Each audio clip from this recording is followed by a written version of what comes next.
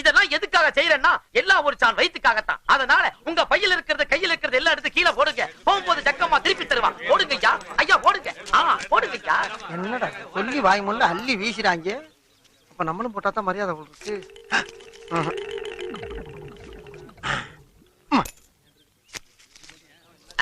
எல்லாரும் காசா போட்டாச்சா? இல்ல. ஏன்? பச்சை சட்டக்காரன் 1 ரூபாயை போட்டு 600 ரூபாயை பாக்கெட்ல வச்சுக்கிட்டான். ஆஹா, பையில இருந்து 600 கரெக்டா சொல்லிட்டானே. பணத்தை மறைக்கிறவன் ரத்தம் கக்கிச்சாமா. மறுபடியும் அதே சொல்றானே. போடியா, போகும்போது வாங்கிக்கலாம். நீ எவ்வளவு போட்ட?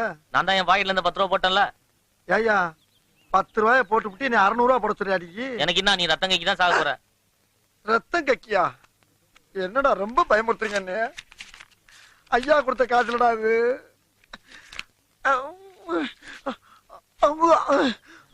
இது சுடுகாட்டுல வச்சு ஜக்கம்மா மூலியமா மந்திரிச்ச தாயத்து. இது சாதாரண தாயத்து இல்லை. எங்க 10 ரூபாய்க்கு